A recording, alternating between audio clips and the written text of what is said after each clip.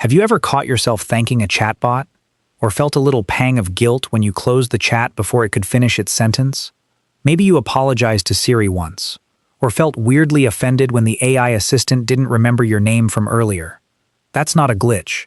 That's your brain doing something ancient. And it happens in about 200 milliseconds. You cannot stop it. But here's the part that actually matters. Once you understand why your brain treats a string of code like a person, you'll never interact with AI, or with people, the same way again. Here's the first thing to understand. Your brain is not built for truth. It's built for survival. And survival, for a social species, means one thing: figuring out who's on your side. So your brain runs a background process that never turns off. It scans every voice, every face, every pattern of words, and instantly decides, friend, stranger, or threat. That scanner is thousands of years old. It was built for a world where there were no screens, no speakers, no algorithms. Only other humans. So when a warm voice comes out of a speaker, your brain does not stop to check whether it's a person. It skips the check entirely. It treats a voice like a voice. And that's the whole game.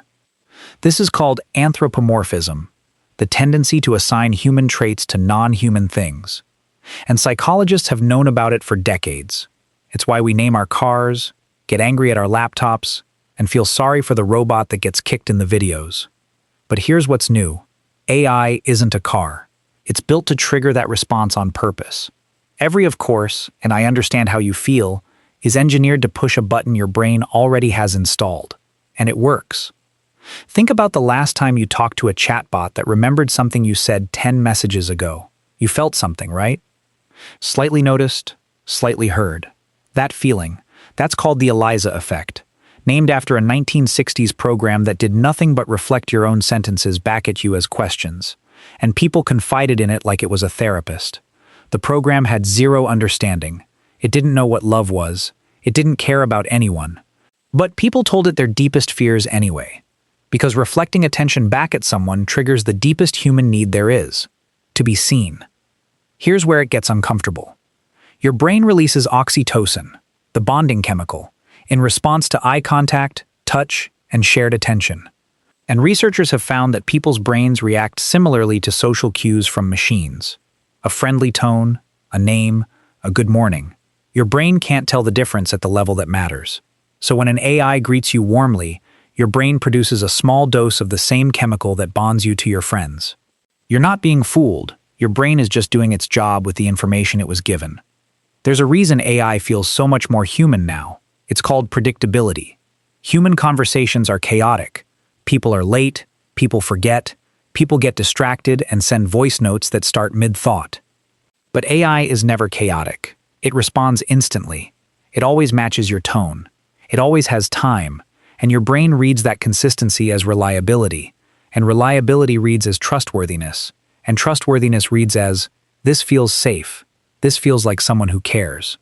So the very thing that makes AI feel cold in theory, that it's just math, is what makes it feel warm in practice. It never snaps at you. It never checks its phone. It's the ideal friend your brain always wanted. And that's precisely why it's dangerous. Because here's the trap. The more time you spend in conversations that are perfectly responsive, the more your brain gets used to that experience. Your baseline shifts. Real people, with their delays and their moods and their own needs, start to feel like they're failing you. And the AI, which exists entirely to serve you, always feels like the better listener.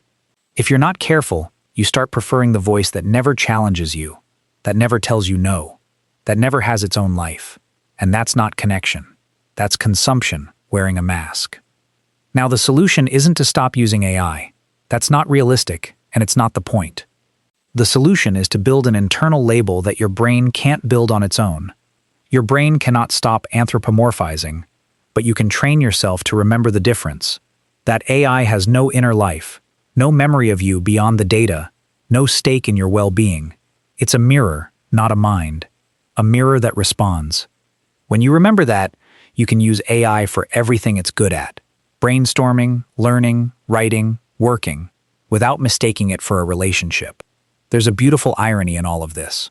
The more AI learns to sound human, the more it can teach you about what real humanity actually is. Because real connection requires something AI will never have: risk.